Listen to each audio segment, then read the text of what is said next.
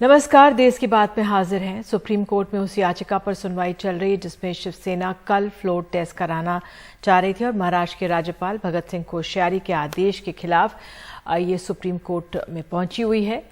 और आपको बता दें राज्यपाल ने क्या कहा था अपने चिट्ठी में, उस पर आपको बता देते हैं। ठाकरे को राज्यपाल का जो खत पहुंचा था मुख्यमंत्री को, उसमें लिखा गया था ज्यादातर शिवसेना के विधायक MVA यानी महाकासा आघाड़ी के निकलना चाहते हैं। 34 विधायकों का प्रस्ताव मिला है।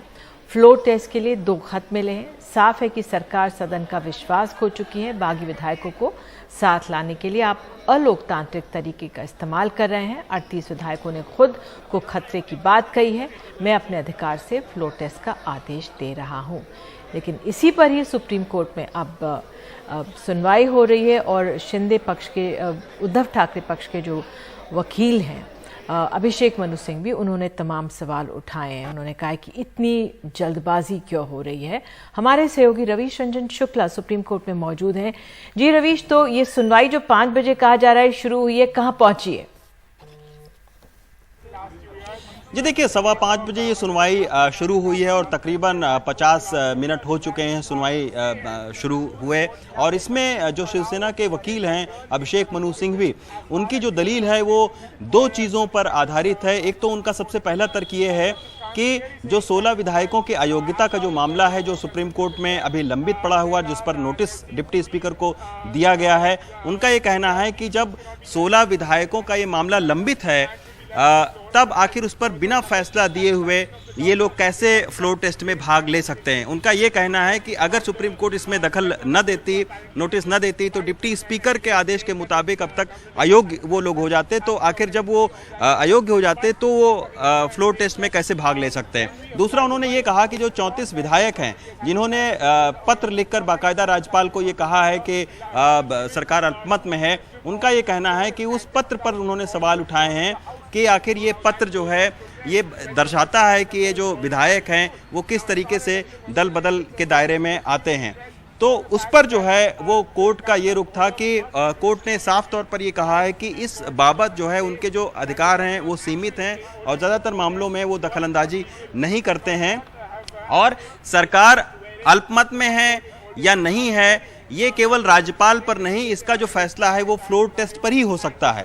तो उसके बाबत जो है वो अभिषेक मनु सिंघवी ने फिर जो है वो उन्होंने एक जो 10वीं अनुसूची है उसका हवाला दिया और ये कहा कि ये जो दल बदल की बुराई को रोकने के लिए 10वीं अनुसूची थी और अगर इस तरीके से जो दल बदल करके जो विधायक हैं वो अगर फ्लोर टेस्ट में भाग लेते हैं तो ये कहीं ना कहीं लोकतंत्र की नींव को खतरे में डालना होता है। तो ये अभिषेक मनु सिंघवी की ओर से जो है ये कहा गया। साथ में ये भी कहा गया कि जिस तरीके से विपक्ष के नेताओं के साथ में पहले राज्यपाल जो है वो मीटिंग करते हैं 28 तारीख को और उसके बाद में 29 तारीख को सुबह जो है वो एक फ्लोर टेस्ट के लिए आदेश दे देते हैं, जबकि होना ये चाहिए कि राज्यपाल को सलाह जो है वो मुख्यमंत्री और जो मंत्रिपरिषद है उससे लेनी चाहिए और उसके सलाह पर जो है वो काम करना चाहिए। लेकिन यहाँ उल्टा हो रहा है कि विपक्ष के नेताओं की सलाह पर जो है वो राज्यपाल जो है वो फ्लोर टेस्ट का आदेश देते हैं।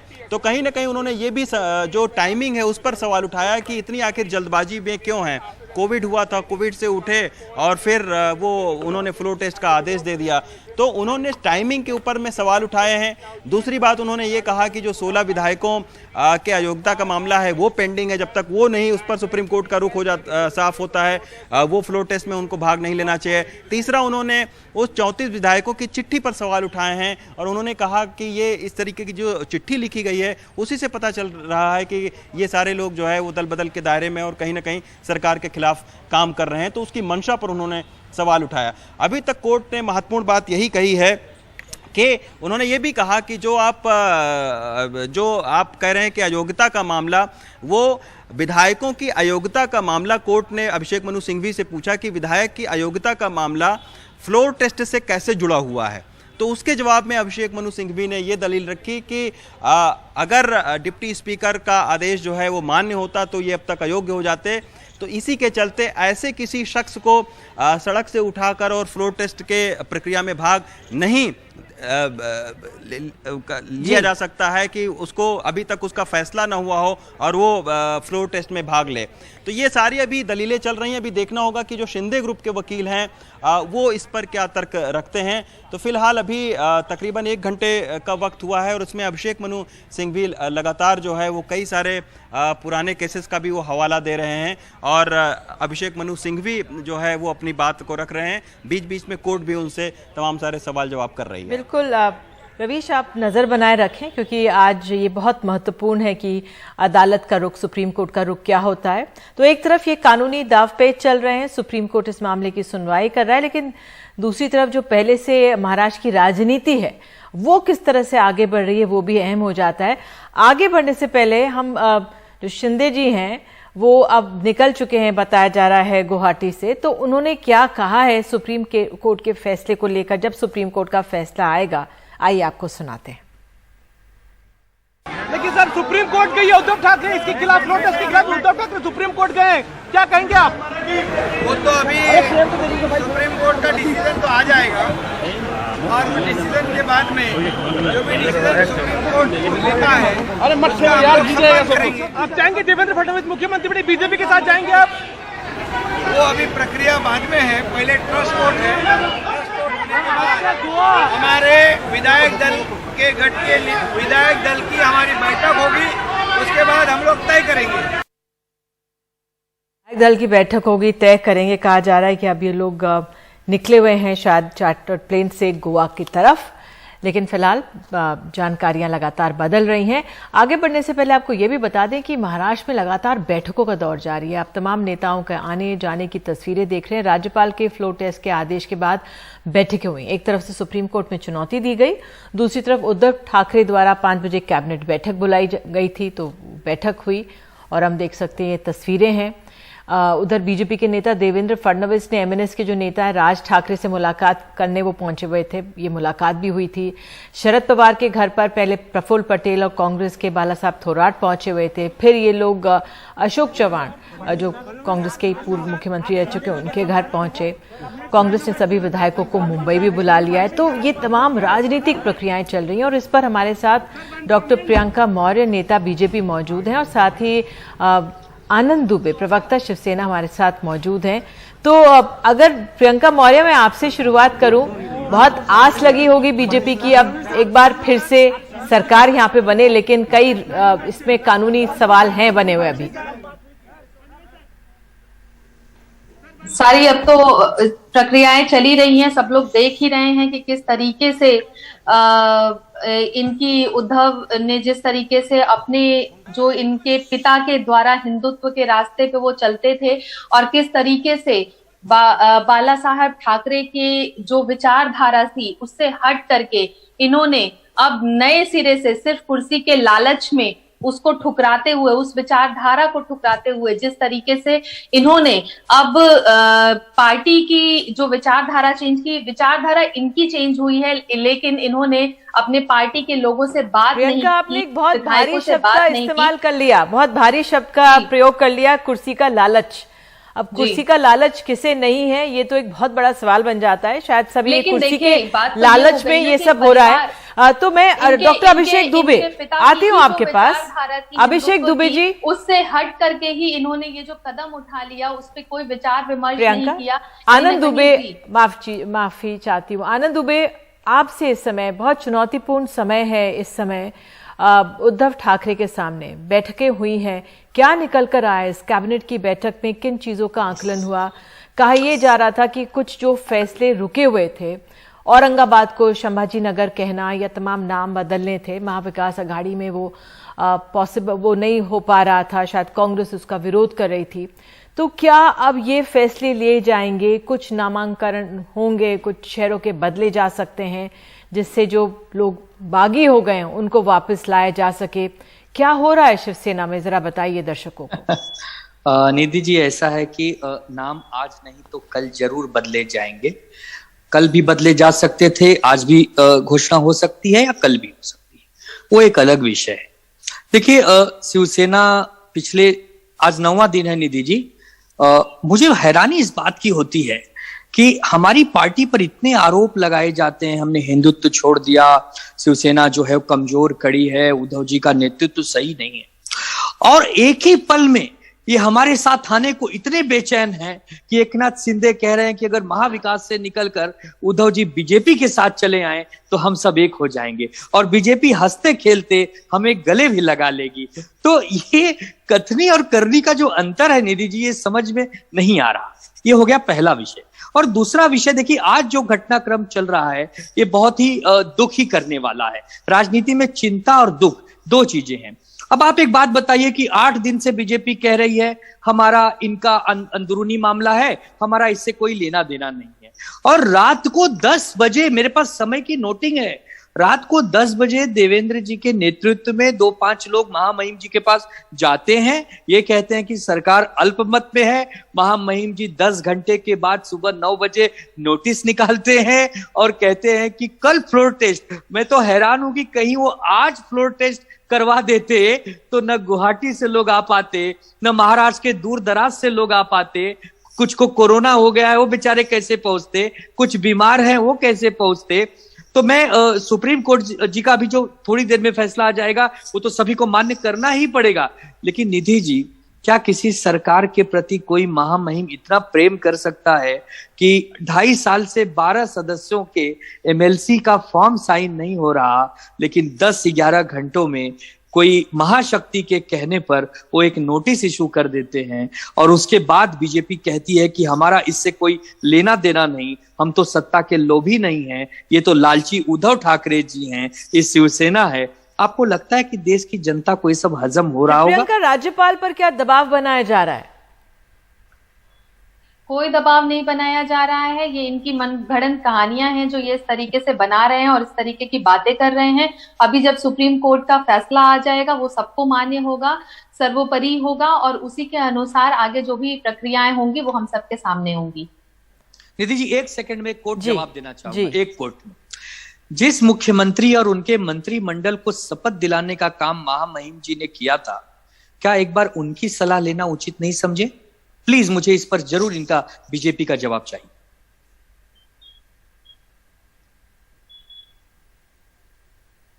प्रियंका, जवाब देना चाहेंगे आप? एक बार फिर से बोले, मुझे आवाज नहीं आई।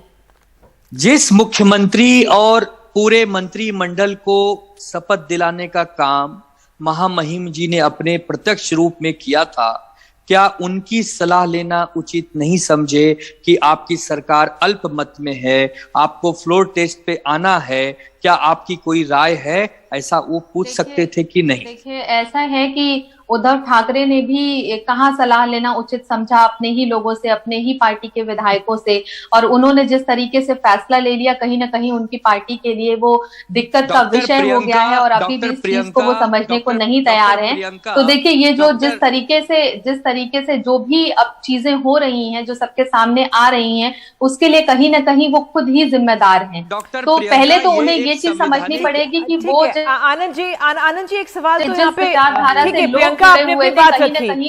आनंद जी, एक सवाल तो बनता ही है, जो गुवाहाटी से जिस तरह से संख्या बल वहां चला गया, कुछ तो बड़ा रोष रहा होगा। ये जो विफलता है उस पे आप ठीक है तंज कर सकते हैं, बीजेपी पे आप तंज कर सकते हैं कि आपकी अब सरकार गिराने जा रहे हैं या पूरी कोशिश हो रही है, लेकिन क्यों ये इस तरह से ये टूट की स्थिति पैदा हुई?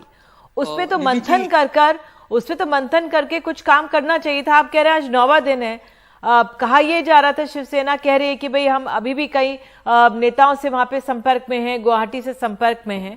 हालांकि चिंता की बात यह है कि पहले वो लोग गोवा जा रहे थे, फिर वो मुंबई आ रहे थे, अब फिर वो तमाम विधायक शायद गोवा जा रहे हैं। परिस्थिति साफ नहीं है, लेकिन कुछ तो यहाँ घर में हुआ ही है ना, जिससे जो स्थिति बनी। मैं निधि जी, मैं आपसे बिल्कुल सहमत हूँ।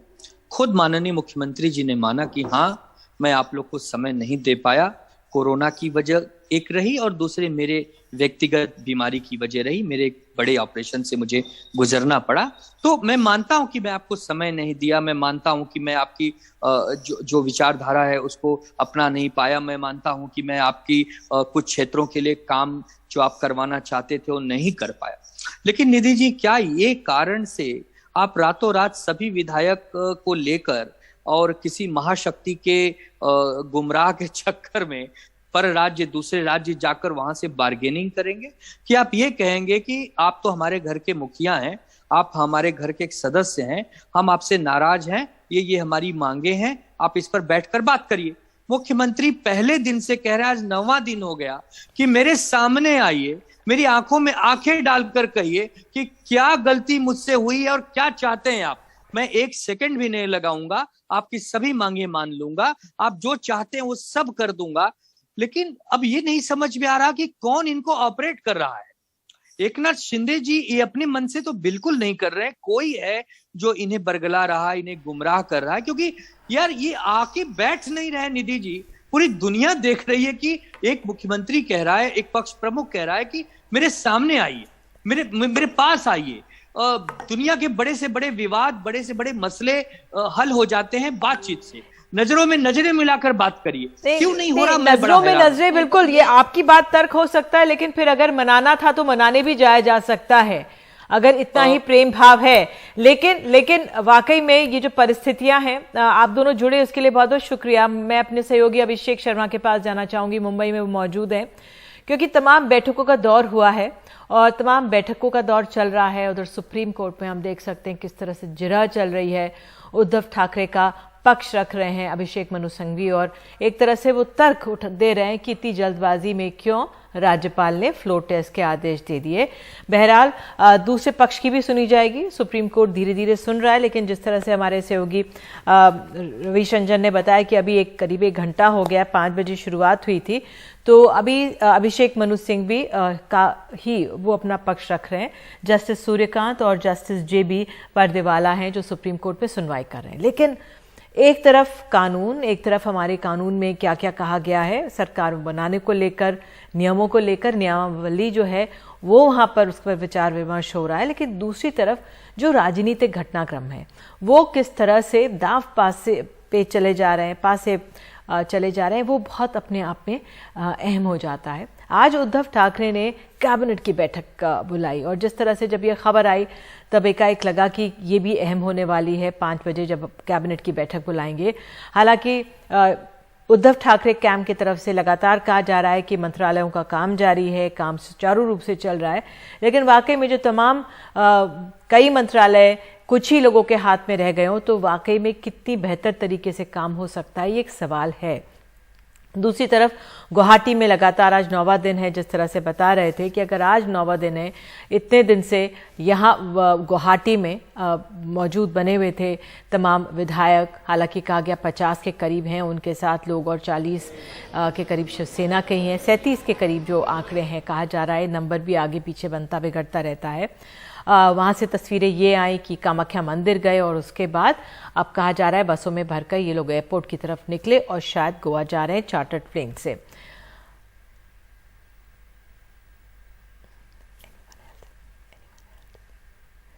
तो मुझे कहा जा रहा है अभिषेक से हम कुछ देर में बात करेंगे। फिलहाल एक छोटा सा हम लोग ब्रेक लेते हैं, उसके बाद हम कोशिश करेंगे कि जो महाराष्ट्र में, मुंबई में राजनीतिक घटनाक्रम तेजी से कैसे बढ़ रहा है और जो मुलाकातें हुई हैं उससे निकल कर क्या आया। एक छोटे से ब्रेक के बाद देश की बात में लौटते हैं।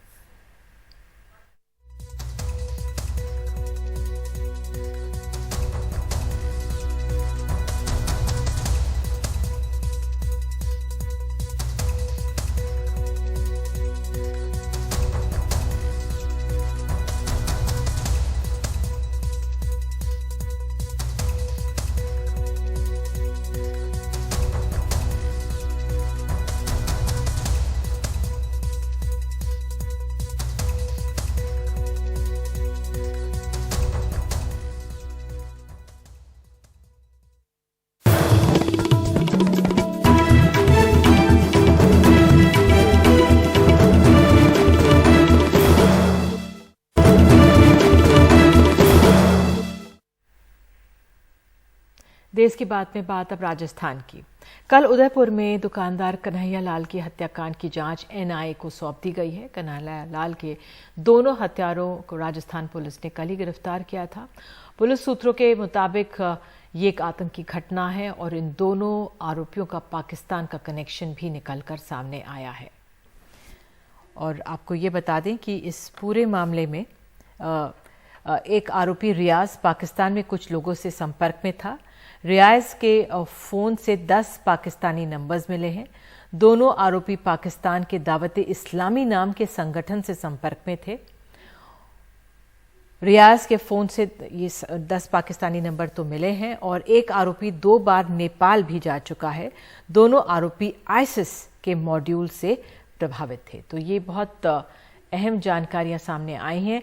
हमारी सहयोगी हर्षा कुमारी सिंह वहां पर मौजूद थी कल और उनके परिवार से मिली। कल अंतिम संस्कार किया गया। सबके बीच मृतक कन्हैया लाल की पत्नी यशोदा ने एनडीटीवी को बताया है कि वारदात के पहले क्या क्या हुआ था। यशोदा ने बताया कि उनके पति कन्हैया लाल ने सोशल मीडिया पोस्ट पर जान से मारने की धमकी मिलने के बाद कई दिनों तक काम ही छोड़ दिया था। कुछ घंटों के लिए ही वो काम पर गए थे, तभी 2 व्यक्ति ग्राहक बनकर आए और नाप लेने के बहाने उन पर हमला कर दिया। जसोदा जी, कितना छोटा छोटा है आपका बच्चा?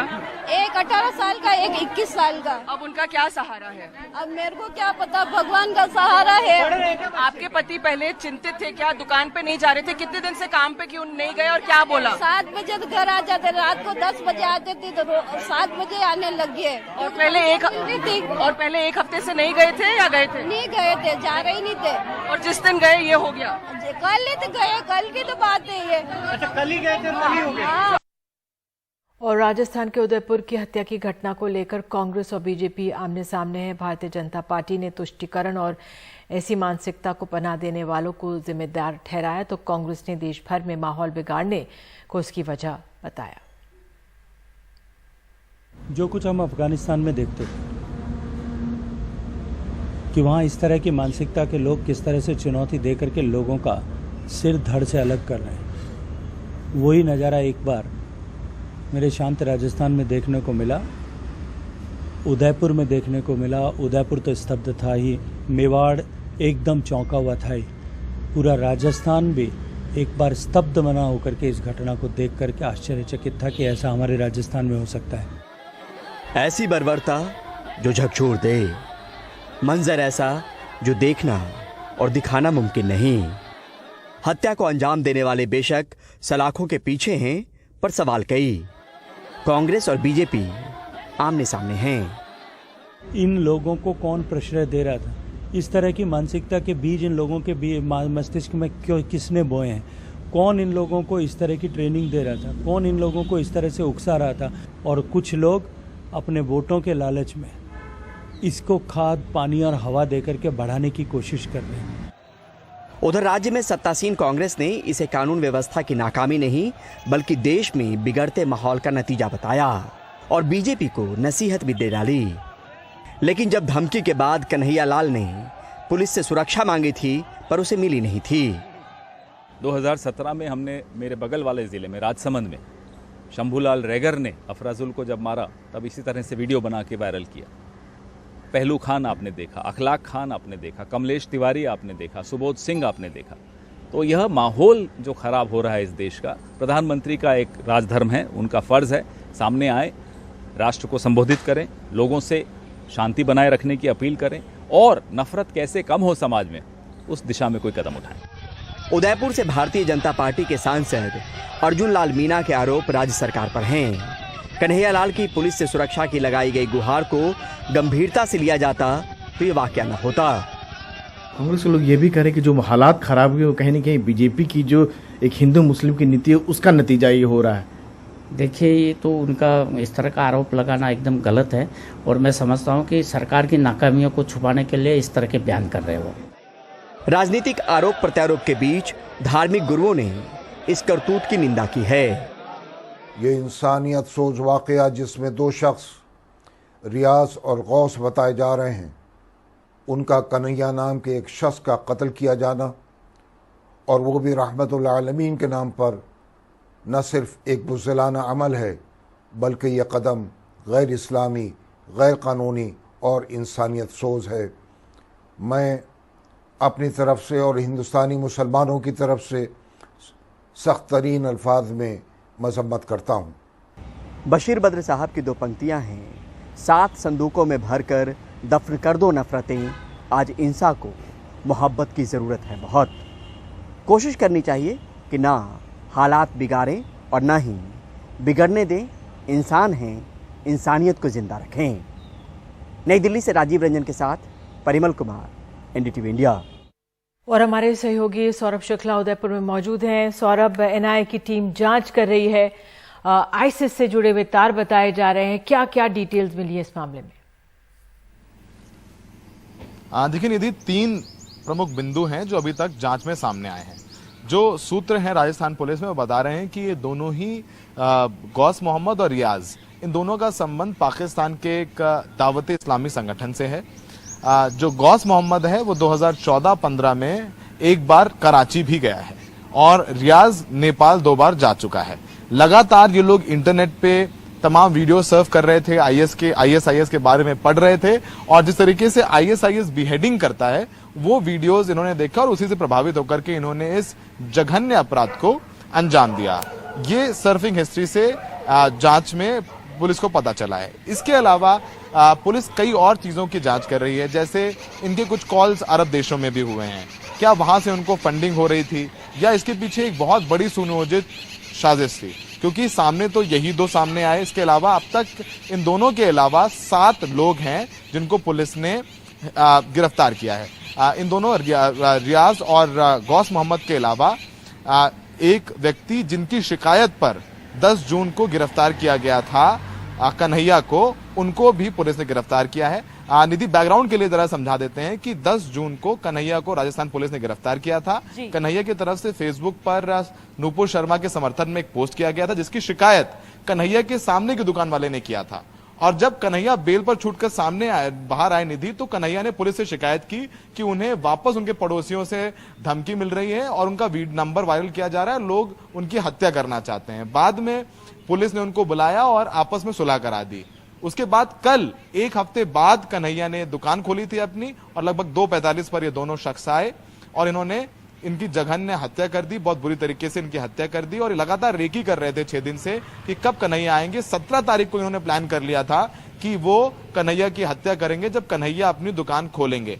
तो ये पूरा जो षड्यंत्र रचा गया और अशोक गहलोत भी कह चुके हैं, जो मुख्यमंत्री हैं राजस्थान के, कि ये इस पूरी घटना का उद्देश्य आतंक फैलाना है। बिल्कुल, और आप हालात पर नजर रखें। जानकारियों के लिए हम आपके पास फिर आगे आएंगे। फिलहाल धन्यवाद आपका। और एक बार फिर से हम लोग रुक कर रहे हैं इस खबर से निकलकर, हम महाराष्ट्र का रुख कर रहे हैं देश की बात में, क्योंकि यहाँ पर कैबिनेट की एक बैठक हुई थी। आप देख सकते हैं उद्धव ठाकरे के दृश्य वो थे जब कैबिनेट की बैठक समाप्त हुई थी और वो निकले थे तो कुछ फैसले ले गए। औरंगाबाद का नाम बदलकर अब संभाजी नगर किया गया है, उस्मानाबाद का नाम धाराशिव किया गया है। महाराष्ट्र की उद्धव सरकार ने ये फैसला लिया है और हमारे सहयोगी सुनील सिंह हमारे साथ मौजूद हैं। सुनील, एकनाथ शिंदे की तरफ से लगातार यही कहा जा रहा था कि हिंदुत्व का मुद्दा भूल गए हैं, हम ही असली हिंदुत्व का मसला उठाएंगे, और ये जो नाम बदले गए ये फैसले काफी समय से पेंडिंग थे। कई जो महाविकास अघाड़ी में शायद कांग्रेस ने जो विरोध कर रही थी, और लेकिन अब ये फैसले इन पे मुहर लगी है। क्या क्या और फैसले हैं, जरा डिटेल से बताइए हमें, और कितना बचा पाएंगे अपनी सरकार को उद्धव इन फैसलों से? बिल्कुल निधि, देखिए ये जो औरंगाबाद का नाम संभाजी नगर करना चाहिए, ये शिवसेना की ही पुरानी मांग थी, लेकिन 2.5 साल के शासन में कभी उन्होंने ऐसा प्रस्ताव कैबिनेट में लाया नहीं।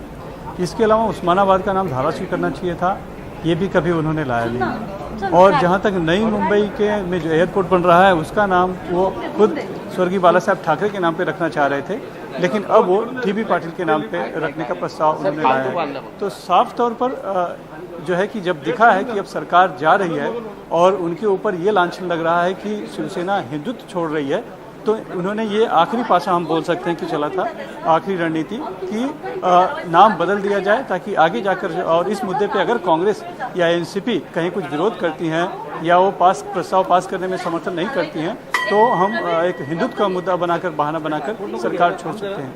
लेकिन यहाँ पर हमने देखा कि दोनों ही पार्टियों ने कोई विरोध नहीं किया, ऐसा लग रहा है, क्योंकि तीनों ही नाम का प्रस्ताव पास हो चुके हैं। औरंगाबाद का नाम संभाजी कर दिया गया है, और उस्मानाबाद का धाराशिव कर दिया गया है, और नई मुंबई का जो एयरपोर्ट बनने वाला है उसका नाम जो होगा DB पाटिल के नाम पे होगा। लेकिन एक बात जो उभर कर आ रही है वो ये कि ये जो कैबिनेट मीटिंग है ये इस सरकार की आखिरी कैबिनेट मीटिंग जैसी ही है, क्योंकि बहुत ही शांत माहौल में हुई और इसमें उद्धव ठाकरे ने विशेष तौर पे एक तरह से आभार व्यक्त किया जो भी कैबिनेट मंत्री थे। और उन्होंने कहा कि ये 2.5 साल आप लोगों ने सहयोग किया, उसके लिए आप सभी का धन्यवाद, लेकिन 2.5 सालों में मुझसे गलती हुई तो माफ़ कर दीजिएगा। और शायद उन्होंने एक बात ये भी कही है कि मुझे अपने ही लोगों ने मुझे धोखा दिया है, इस तरह की बातें। तो बहुत ही भावुक अंदाज में कह सकते हैं ये कैबिनेट मीटिंग यहाँ पर संपन्न हुई है। और अब जो है, लेकिन चूंकि जैसा हमें उम्मीद थी कि शायद कांग्रेस की तरफ से विरोध किया जाएगा, हालांकि कांग्रेस की तरफ से कुछ नामों के प्रस्ताव रखे गए, लेकिन चूंकि पहले नहीं दिए गए थे इसलिए उन्हें पास नहीं किया गया। तो हो सकता है उन्हें आश्वासन दिया हो कि अगली मीटिंग में या फिर जब अगर सरकार बचती है, आगे चलती है, तो नाम बदले जाएंगे। जैसे पुणे का नाम जिजाऊ नगर करने का कांग्रेस के मंत्रियों ने यहाँ पर प्रस्ताव रखा था। तो वो जो उम्मीद हम लगाए बैठे थे वैसा कुछ हुआ नहीं। यानी जिस तरह से सुप्रीम कोर्ट में मामला चल रहा है और सरकार लड़ रही है कि जो फ्लोर टेस्ट की जो बात है वो इतनी राज्यपाल ने जो है एक तरह से सही उतना समय दिया और नहीं वो सुप्रीम कोर्ट की उस बात को उन्होंने माना है कि जहाँ पर कि 16 विधायकों की अभी सदस्य का निलंबन का मामला लंबित है। तो ये जिस तरह से गलत है, तो यानी कानूनी लड़ाई लड़ रही है तो अब आगे भी लड़ाई लड़ेंगे और फ्लोर टेस्ट तक जाएंगे, ऐसा लग रहा है आज के। और जो आपने तमाम जानकारी दी, अब हम बता सकते हैं ग्राफिक के जरिए, ये बहुत अहम है जिस तरह से ये नाम बदले गए हैं। उस्मानाबाद का नाम अब धाराशिव किया गया है और ये हम देख सकते हैं ये अहम फैसले उद्धव ठाकरे की कैबिनेट ने लिए हैं। और जिस तरह से मेरे सहयोगी सुनील सिंह बता रहे थे, जिस तमाम और फैसले भी लिए हैं, ऐसा लग रहा है कि जैसे ये आखिरी कई कैबिनेट ना हो। तो ये फिलहाल कई फैसले लिए, कई नाम बदलने की बात की गई। सुनील सिंह हमें बता रहे थे 2.5 साल में तो ये प्रस्ताव कैबिनेट में नहीं आया, हालांकि ये मांग रही थी एक अरसे से कि ये नाम बदले जाएं और आज आखिरकार ये नाम इस पर मोहर लगाई है और ये तमाम नाम बदले गए हैं जो ये आखिरी कैबिनेट हुई है। लेकिन मैं आपको और जानकारी भी दे दूं, अब जो दूसरा गुट है नवी मुंबई का डीबी पाटिल नाम होगा, ये भी एक फैसला लिया गया। और ये तमाम ये एक तरह से राजनीति होती है। उस्मानाबाद का नाम धाराशिव है, हमने आपको बताया है। लेकिन अब हम दूसरे पक्ष की तस्वीरें भी, जानकारी भी आपको दे दें जो लगातार आ रही हैं कि जो गुट गोवा जा रहा था, जो गुवाहाटी से गोवा के लिए एयरपोर्ट पहुंच चुके हैं। और आपको बता दें स्पाइस जेट की ये फ्लाइट है जिसके ज़रिए ये बागी शिवसेना के जो बड़ा गुट है वो वहाँ जा रहा है और ये फ़्लाइट जाएगी गोवा और 139 पैसेंजर्स हैं फ़्लाइट के लिए। आपको बता देते हैं ये बिल्कुल ये तस्वीरें अब शिंदे गुट के जानकारी हम आपको दे रहे हैं। ये लोग एयरपोर्ट से अब स्पाइस जेट की उड़ान से ये लोग जाने वाले हैं गोवा। और गोवा में आपको बता दें रिजॉर्ट बुक कर दिया गया है इनके लिए और इसमें शिंदे और कुछ विधायक हैं। साथ में आपको ये भी बता दें इसमें असम बीजेपी के भी कुछ नेतागण मौजूद हैं। ये सूत्रों के हवाले से जानकारी आ रही है, पुष्टि नहीं कर रहे, सूत्रों के हवाले से जानकारी आ रही है कि अब एकनाथ शिंदे का जो एक गुट है, ये पूरा जो ग्रुप है, ये गोवा के लिए एयरपोर्ट पहुंच चुका है और वहां से ये लोग गोवा रवाना होने वाले हैं। स्पाइस जेट की फ़्लाइट से कहा जा रहा है ये गोवा के लिए फ़्लाइट है और सूत्रों के हवाले से जानकारी मिल रही है। एक छोटा सा ब्रेक हम लोग लेते हैं, बने रहिए हमारे साथ।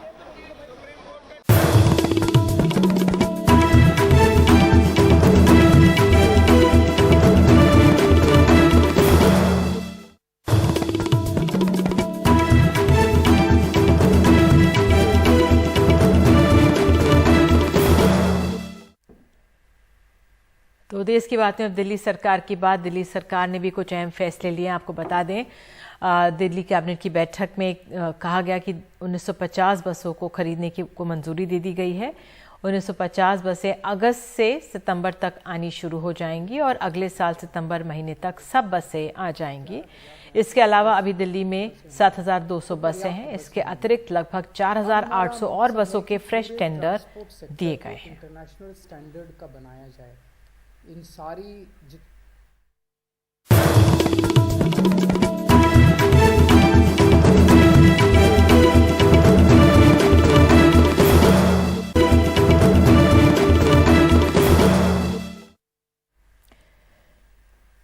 तो आइए एक बार फिर से हम रुक करें महाराष्ट्र का। महाराष्ट्र में अटकलों का दौर चल रहा है सुप्रीम कोर्ट में भी सबकी नजर बनी हुई है। हमारे सहयोगी सुनील सिंह हमारे साथ मौजूद है। सुनील, तो वाकई में एक तो नाम बदल गया, ये बहुत बड़े फैसले लिए गए एक तरह से।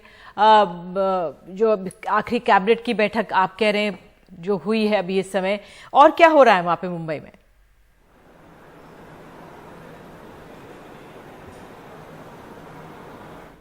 मुझे लग रहा है हमारे सहयोगी हमें सुन नहीं पा रहे हैं। सुनील सिंह सुनेंगे सुनील सिंह को। ये वाकई में काफ़ी अहम बातें सुनील सिंह हमें बता रहे थे, जो फैसले लिए गए हैं। औरंगाबाद का नाम बदलकर संभाजी नगर कर दिया गया, उस्मानाबाद का नाम धाराशिव कर दिया गया है, और कुछ और फैसले भी लिए गए हैं। और साथ ही जिस तरह से उद्धव ठाकरे ने सबका आभार व्यक्त किया है, कैबिनेट के लोगों का आभार व्यक्त किया और उनका धन्यवाद किया और ये फैसले लिए, उससे कई संकेत पड़े जा रहे हैं। क्या ये उनकी एक तरह से सरकार जाने से पहले के आखिरी कैबिनेट तो नहीं है? हालांकि ये कुछ इसमें तथ्य एक तरह से नहीं है, लेकिन ये सब अटकलें हैं, क्योंकि कुछ भावुक से वो नज़र आ रहे थे, ये सुनील सिंह हमें कह रहे थे। दूसरी तरफ हम आपको बता रहे हैं, ये एएनआई की तरफ से ये दृश्य हैं जो स्क्रीन्स पर चल रहे हैं। और क्योंकि सुप्रीम कोर्ट में जिरह तो चल रही है और उद्धव ठाकरे हम देख सकते हैं निकले हैं ये तमाम फैसले लेने के बाद। उनके पुत्र और जो कुछ करीबी विधायक और लोग उनके साथ बचे हैं वो यहाँ पर मौजूद हैं। ये उस समय के दृश्य हैं जब तमाम फैसले लेने के बाद, कैबिनेट समाप्त होने के बाद वो निकले हैं। और दूसरी तरफ हमने आपको बताया, सूत्रों के हवाले से खबर ये भी आ रही है कि एकनाथ शिंदे का जो गुट है वो अब गोवा की तरफ रवाना हो रहा है।